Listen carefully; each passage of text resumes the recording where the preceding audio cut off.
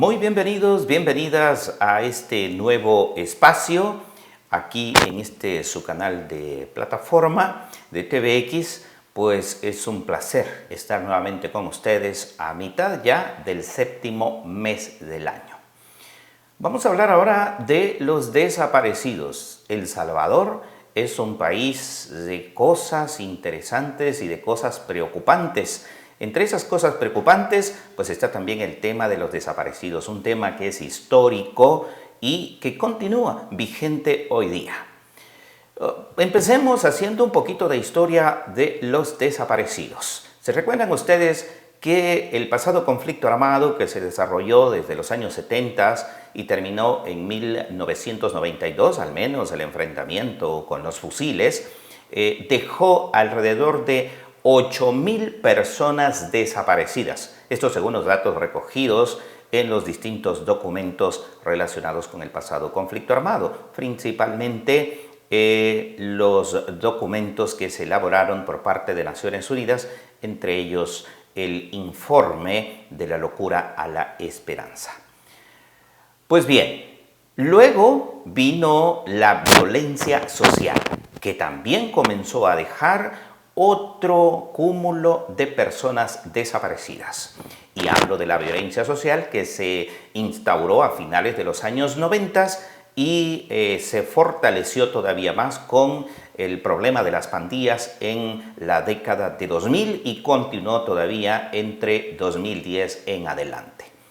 En ese problema hablamos ya, en este segundo periodo, hablamos ya de alrededor de 6.000 personas desaparecidas, es decir, acumuladas, ¿verdad?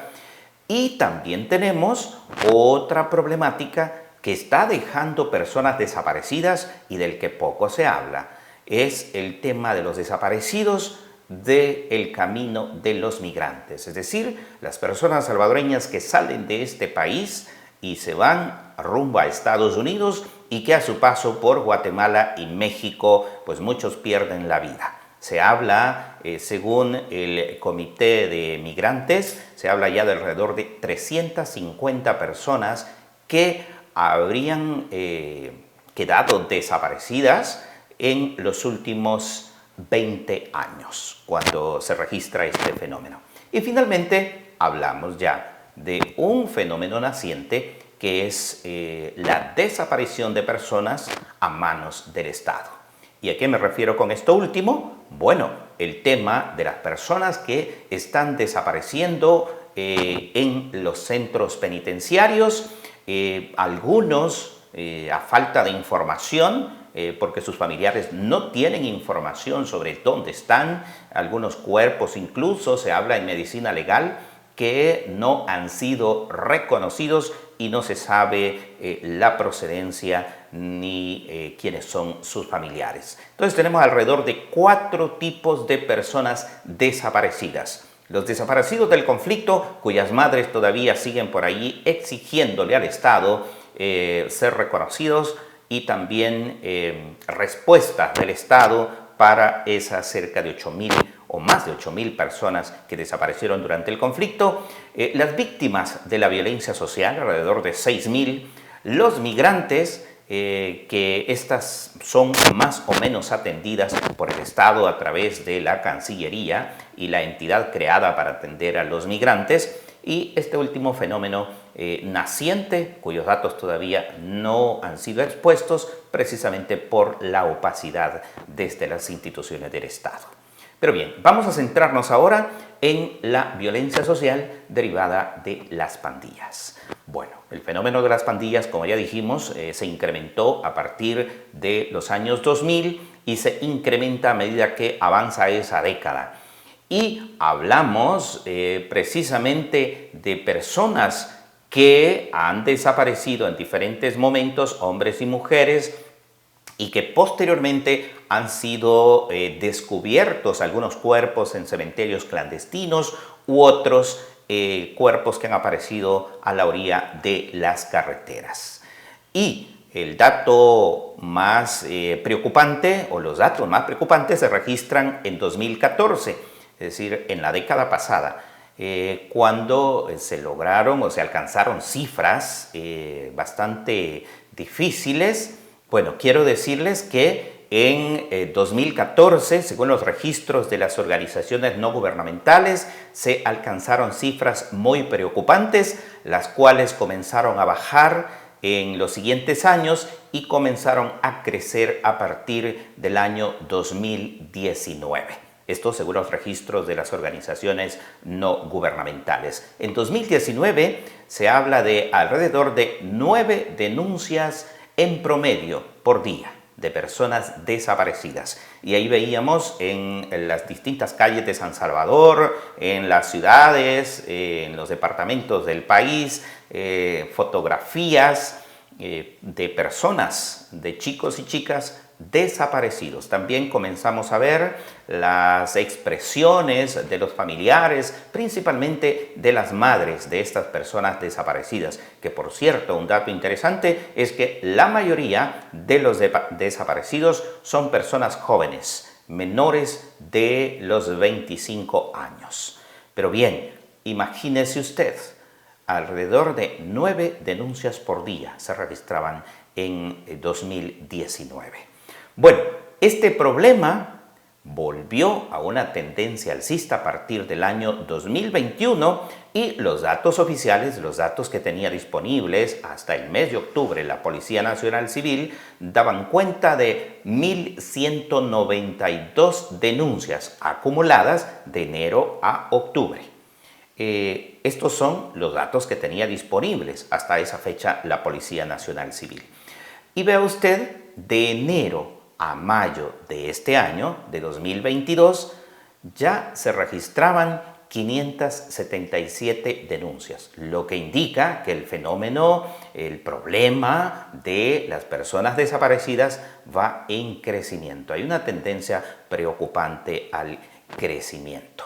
Hay otro dato importante para destacar y es el hecho de que a partir del mes de junio la Policía Nacional Civil decide ponerle llave a la información, es decir, reservar, ¿verdad? Reservar la información respecto de las personas desaparecidas. Es decir, que ahora ya no se pueden solicitar los datos estadísticos para darle seguimiento a este tema, ni periodistas ni personas, ciudadanos, ¿verdad?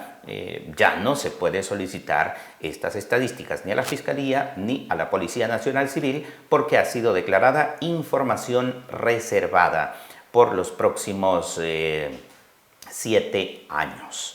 Así las cosas, ¿verdad? Hablando precisamente de la opacidad.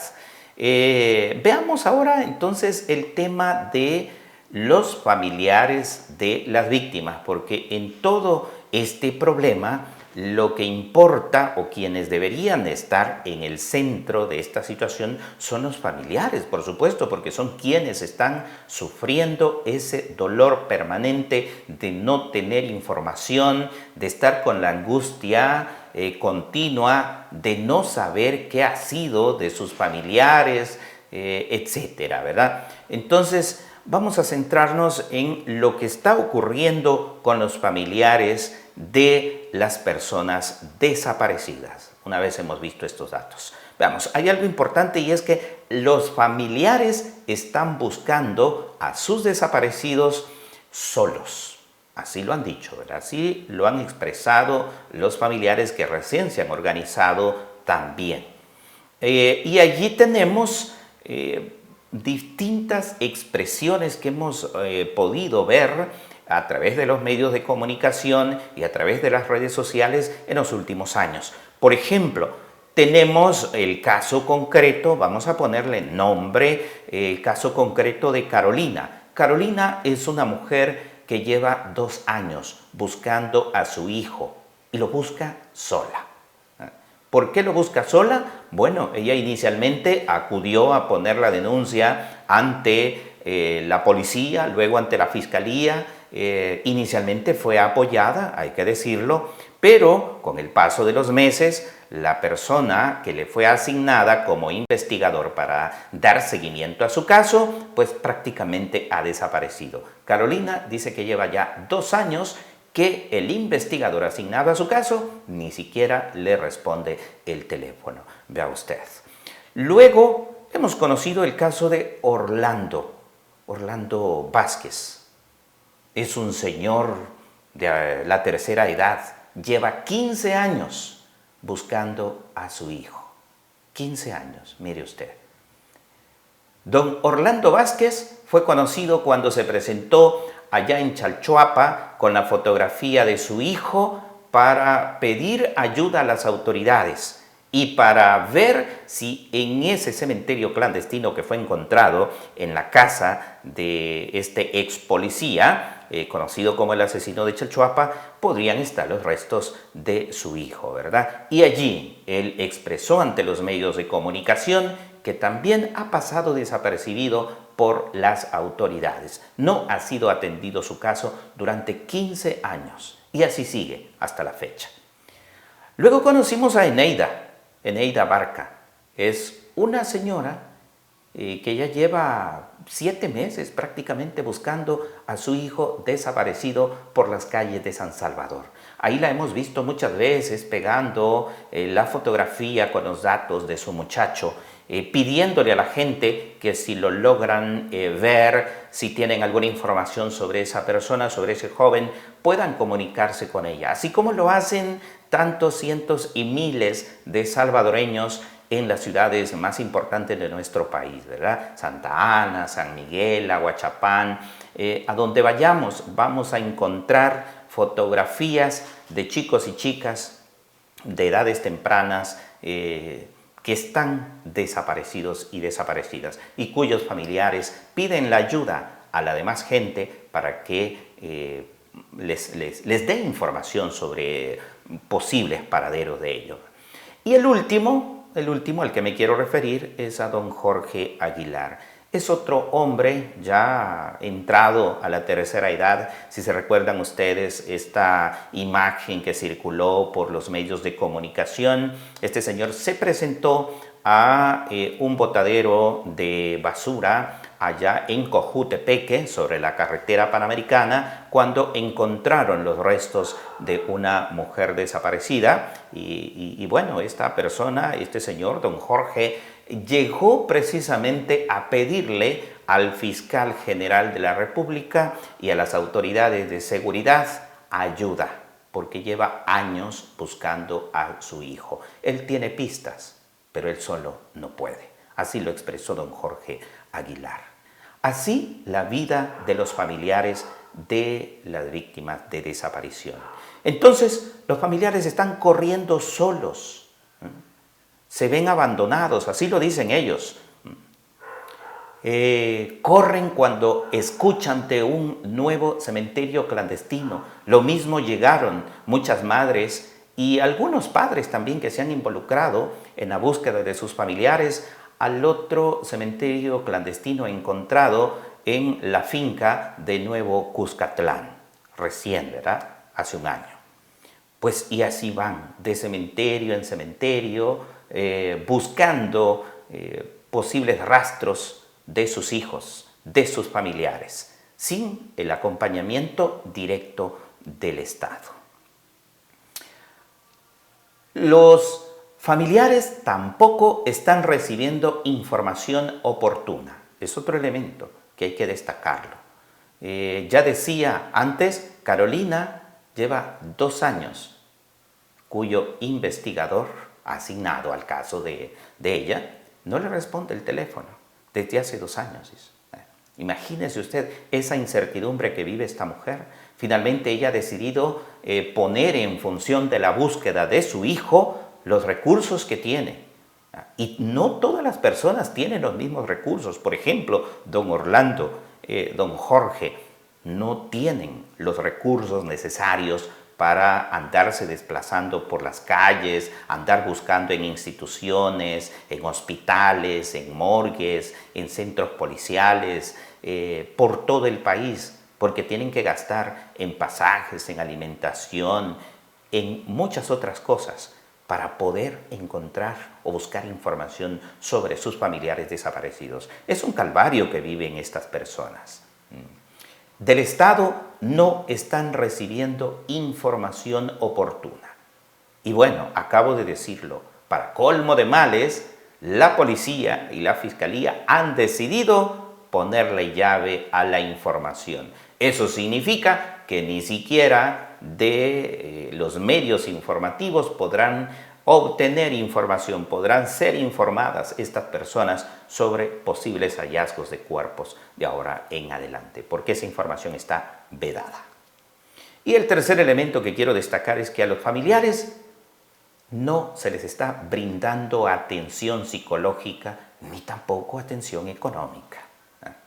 Estas personas están sufriendo un terrible dolor. Imaginémonos ese sufrimiento que padecen esas madres, esos padres, hermanos y otros familiares cercanos a los desaparecidos. Hay una carga, un fuerte impacto psicológico, impacto emocional. Hemos visto en algunos momentos madres que lloran, que corren detrás de vehículos que llegan a medicina legal cuando ellos están allí esperando noticias de sus familiares. Con fotografías en mano ingresan a las salas de autopsias para poder verificar si se trata del familiar que ellos andan buscando. Bueno, pero ante la falta de esta atención, que debería ser una atención otorgada por el Estado, los familiares de las víctimas de desaparición han decidido organizarse. Recientemente, este mes, crearon el bloque de familiares de personas desaparecidas en El Salvador. Y estoy hablando solamente de las personas desaparecidas a raíz de la violencia social, que a medida que han pasado los años, las décadas, pues la mayoría se le ha asignado como responsabilidad a las pandillas, ¿verdad?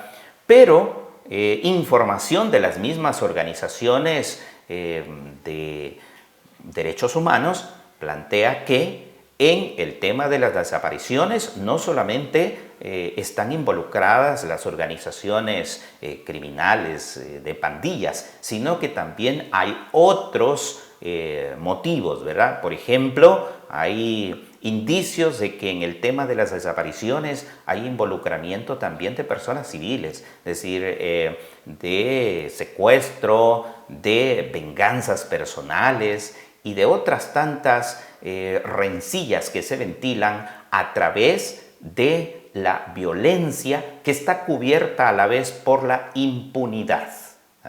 Recuerden ustedes que el asesino de Chalchuapa confesó que también hacía trabajo de sicariato. ¿Qué significa esto? Que hacía o cometía más bien asesinatos por encargo, por dinero, y de esa manera se liberan algunas rencillas personales y se desaparecen personas en este país. Es decir, que buena carga, si bien es cierto, y estos son datos de las organizaciones de derechos humanos, si bien es cierto, la mayor carga de responsabilidad por las desapariciones está en manos de las pandillas, pero también hay responsabilidad de otros actores. Probablemente también hasta organizaciones dedicadas al narcotráfico y al tráfico de personas. Pues bien, así la situación, un Estado que no atiende a las víctimas de las desapariciones como debería de ser. Un Estado que tiene a la deriva, abandonadas a estas personas. ¿Qué debería hacerse? Bueno, son deudas que están de parte del Estado y que deberían de atenderse de inmediato. Reconocer a las víctimas como tales y crear leyes para apoyarles. Miren, ahora que los políticos, que el gobierno en turno es muy dado a legislar en favor de la población, como ellos lo dicen, pues sería momento precisamente para crear leyes que atiendan a este sector, que no es pequeño. Ya vimos las cifras al inicio de este programa. Son 8,000 personas desaparecidas durante el conflicto que no han sido atendidas casi 6.000 víctimas que no han sido atendidas debidamente luego de la violencia social y luego 350 personas desaparecidas a raíz de la migración. Imagínese usted ese volumen de personas, por tanto es necesario atenderlo desde la legislación. Los diputados deberían de discutir estos temas y ver qué salidas se les pueden dar para atender a esta gente a través de leyes que les beneficien desde el Estado. Pero bien, además de eso, y quizás también aprobar una ley que les reconozca a nivel de estatus de personas afectadas por la violencia social. Y luego de esto, derivar a otra parte importante que es la creación de una unidad especial que administre la información tan elemental como por ejemplo la administración del banco de ADN. Este banco ya está creado, en administraciones pasadas se creó, pero según relatan las víctimas, no está funcionando. Además, se debe crear el registro único de personas desaparecidas y cadáveres sin identificar, porque cuando se creó el banco de ADN, la idea era justamente crear ese banco para tener esa base e identificar la vinculación entre las personas que buscan a sus familiares y aquellos cuerpos que son encontrados sin identificar o que permanecen a veces en la morgue de medicina legal sin identificar. Pero esas conexiones no se están haciendo hoy por hoy. Entonces es necesario crear esa unidad especial que pueda estar adscrita a la Fiscalía o puede ser una unidad independiente, pero que funcione con esa lógica con la que fue creada. Un registro único de personas desaparecidas y un registro único de cadáveres sin identificar. Y finalmente, lo otro que se debe hacer, que se debe proceder, es a crear un programa eficiente de atención a la salud mental y psicosocial de estas personas, de los padres, de las madres, de los hermanos, el círculo familiar cercano a las personas desaparecidas. Precisamente porque estas madres, insisto, estos padres, estos hermanos están sufriendo un calvario. Esposas, no he hablado de las esposas, no he hablado de los hijos también. Es un círculo grande que está sufriendo esa desaparición. Piense usted, uno sufre cuando un familiar cercano fallece, que tiene la posibilidad de sufrir el duelo, de quemar esa parte vital del duelo y verlo hasta el momento en que es sepultada esa persona. Ahora pensemos en los familiares de las víctimas, de los desaparecidos, que no tienen esa posibilidad. Ellos viven con la esperanza permanente de que algo pueda ocurrir. Y muchos están muriendo, muchos familiares están muriendo. Padres, madres, esposas, esposos, hijos, sin la posibilidad de poder saldar, digamos, esa etapa que es vital para la salud mental y psicosocial. Bueno, y además debe darse atención económica. Como ya dije antes, muchas familias están gastando sus pocos recursos que tienen en la búsqueda de sus familiares, poniendo de sus propios recursos. Muchos seguramente no alcanzarán a llegar hasta el final, hasta encontrar los restos, si es que ya están fallecidas estas personas, y muchos posiblemente abandonarán esa búsqueda en el camino, probablemente por falta de recursos, por falta de ánimo y la desesperanza de verse solos, de verse abandonados, tanto por la sociedad, que también hay que hacer esa exigencia, ¿verdad? La solidaridad, el acompañamiento de la misma sociedad y, por supuesto, del Estado.